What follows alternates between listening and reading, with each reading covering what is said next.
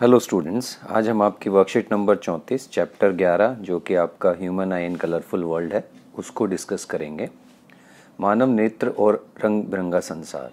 इसके अंदर हम देखेंगे कि सिर्फ मानव नेत्र के बारे में आपको चीज़ें याद रखनी है। हालांकि ये क्लियर नहीं है कि आपका है कि नहीं कोर्स में, क्योंकि जो सीबीएसई के रूल्स हैं उसके हिसाब से आपका ये कोर्स डिलीटेड था। वैसे मानव नेत्र में नेत्र का चित्र आप अपनी किताब में से देख लेंगे।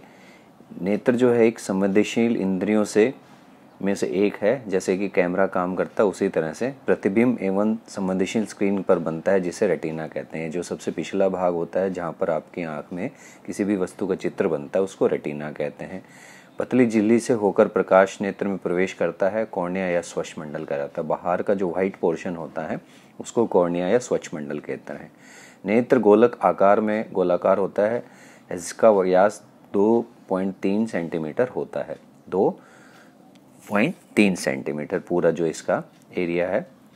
क्रिस्टलीय लेंस की उपस्थिति रेटिना पर विभिन्न दूरी पर वस्तुओं को समायोजित करने में मदद करती है। और एक जो लेंस होता है बीच में, क्रिस्टलीय लेंस कहते हैं उसको, जिसको वो पतला और मोटा होकर अलग अलग दूरी की चीज़ों को देखकर उनका चित्र बनाने में मदद करता है। पुतली के आकार को नियंत्रित करने वाली गहरी पेशी संरचना परितारिका कहलाती हैं। जो ब्लैक स्पॉट होता है हमारी आँख में, काले काला जो दिखता है उसको परितारिका कहते हैं। वो आँख में प्रवेश करने वाली रोशनी को नियंत्रित करता है। अभिनेत्र लेंस रेटिना पर वास्तविक उल्टा प्रतिबिंब बनाता है। ये याद रखना आपको।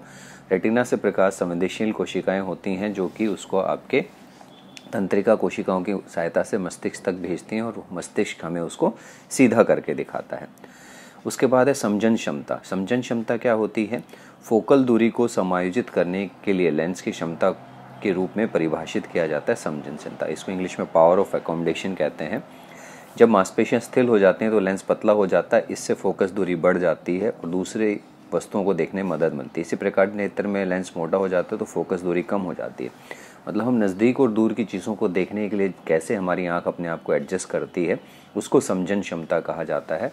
इसमें अगर लेंस जितना पतला होगा उतना ही जो है फोकस दूरी ज़्यादा होगी, मतलब हम दूर की वस्तुओं को देख पाएंगे। जितना मोटा होगा उतना ही नज़दीक की वस्तुओं के लिए होता है। अगला है, इसके अंदर 2 पॉइंट होते हैं, नेत्र का निकट बिंदु और नेत्र का दूरस्थ बिंदु। निकटतम बिंदु जो है किसी भी व्यक्ति का 25 सेंटीमीटर होता है, जिसमें 25 सेंटीमीटर से अगर हम कम किसी चीज़ को कर देते हैं तो हमें थोड़ा क्लियर नहीं दिखेगा, धुंधला दिखेगा और हमारे नेत्रों पे जोर भी ज़्यादा पड़ता है। नेत्र का दूरस्थ बिंदु जो है सामान्य व्यक्ति के लिए अनंत माना गया है। हम उसको कह नहीं सकते 2 किलोमीटर है, 4 किलोमीटर है। अगर क्लियर मौसम है, साफ सुथरा है, बीच में कोई दीवार नहीं है, पेड़ नहीं है या कुछ भी नहीं है, तो आप जितनी भी दूरी है वहाँ तक आप स्पष्ट देख सकते हैं। तो वो नेत्र का दूरस्थ बिंदु। तो दूरस्थ बिंदु हो गया अनंत और निरस्त बिंदु हो गया 25 सेंटीमीटर। कांच के प्रिज्म द्वारा श्वेत प्रकाश का विक्षेपण होना। एक प्रिज्म में से जब अगर हम वाइट लाइट को पास करेंगे तो विक्षेपित हो जाती है, उसको इंग्लिश में डिस्पर्शन कहा जाता है। विक्षेपित होकर वो 7 रंगों में बदलती है, जिसको कि विबग्योर के नाम से याद रख सकते हैं हम। इंद्रधनुष की प्रगटना प्रकाश के विक्षेपण के कारण ही होती है। प्रकाश विक्षेपण के कारण बने इन 7 रंगों के बैंड को क्या कहते हैं? स्पेक्ट्रम कहते हैं। प्रश्न उत्तरों को देख लेते हैं।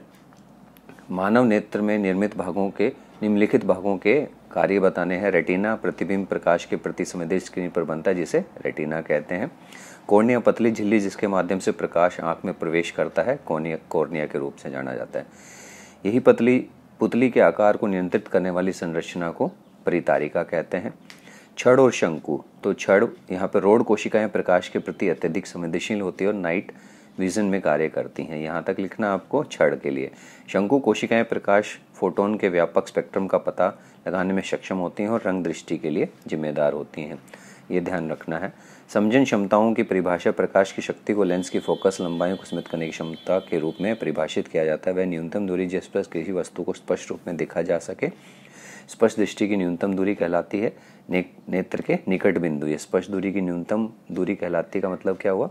नेत्र का निकट बिंदु, और इसे नेत्र का निकट बिंदु भी कहते हैं। सबसे दूर की बिंदु जिसे वस्तु को देखा जा सकता है नेत्र के सुदूर पुलट के रूप में जाना जाता है, या नेत्र का दूरस्थ बिंदु आप लिखोगे।